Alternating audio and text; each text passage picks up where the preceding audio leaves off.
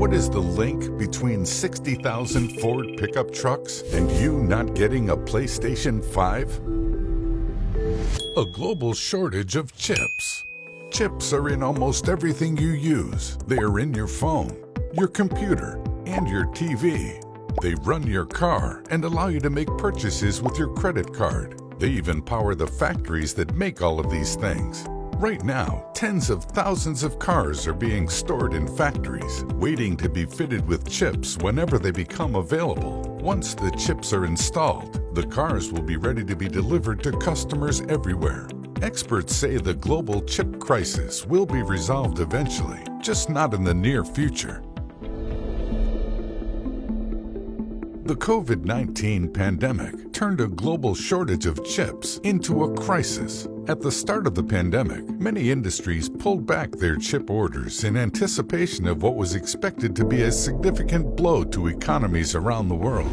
But when lockdowns called for people to stay at home, online ordering skyrocketed. People purchased computers for their home offices, fitness electronics to keep active, and gaming devices to be entertained. The pandemic accelerated the pace of digitalization. Once industries realized the demand for electronics had only stalled temporarily and was now accelerating, they had one tiny problem. There weren't enough chips for new orders. 1 trillion chips are made every year. It takes around 2 months to make a chip, and there aren't a lot of companies that make chips. A silicon wafer such as this one will travel through more than 3,000 steps and dozens of machines before it leaves the plant. Then there's politics and its hand in the global shortage of chips. When the U.S. government placed restrictions on China's biggest chip manufacturer, SMIC, Semiconductor Manufacturing International Corporation, it made it difficult to sell chips to companies with American ties. Companies turned to manufacturing plants such as the Taiwan Semiconductor Manufacturing Company, or TSMC, and Samsung. But these companies were already producing chips at maximum capacity. TSMC makes chips for Sony, Apple, Microsoft, Qualcomm, AMD, NVIDIA, and even chip manufacturing giant Intel. To make chips, manufacturers use large amounts of ultra-pure water to clean factories and wafers. TSMC's facility alone used more than 63 tons of water a day in 2019. That makes up more than 10% of the supply of 2 local reservoirs. So when Taiwan experienced its worst drought in more than 50 years in 2021, things got even worse. On top of this, a fire broke out in Renesas Electronics' Naka factory in Japan and gutted the N3 building, which mainly produces automotive mini-controllers. Every car takes roughly 1,400 semiconductors to make. So this fire was a big hit to the automotive industry. More than 95% of its capacity has been restored since its reopening, but the plant has yet to reach previous levels of production.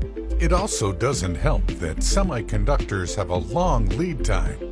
Chip lead times, or the gap between ordering a semiconductor and delivering, increased to a record-breaking 18 weeks after already surpassing a previously unprecedented mark of 16 weeks just months earlier. And the solution is not simple or cheap, so industries need to tackle this crisis in the near term. Chip shortages are hammering automakers, forcing them into shutdowns and costing them billions of dollars in lost production and sales. Ford, Tesla, BMW, and Daimler are among the companies that have reported difficulties acquiring parts. One of the world's largest automakers, General Motors, said it could lose up to $2 billion because the chip shortage forced it to temporarily shut down some of its plants.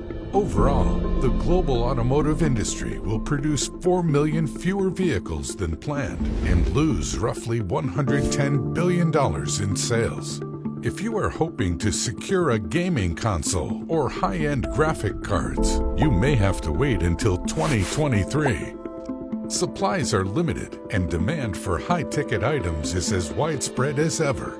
Many flagship GPUs and next-gen consoles are sold online with unannounced restocks at hundreds of dollars above their suggested retail price. On sites like eBay, both PlayStation 5 and Xbox Series X consoles are often overpriced, with markups ranging from 50 to 100%. Some companies dependent on supply are battling the shortage by swapping puzzle pieces. Tesla had to rewrite its own vehicle software to support alternative chips and survive the shortage. This has helped Tesla maintain high levels of production and deliver hundreds of thousands of vehicles to customers. But other companies have not been so lucky.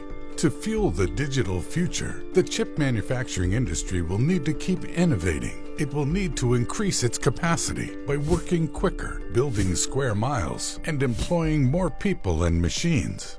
Until then, for the sake of our sanity, let's try not to sit by our laptops hitting refresh to see when that PS5 will finally be restocked. Keep our expectations low as we await the release of a new iPhone and hope that the lingering effects of the pandemic finally fade away.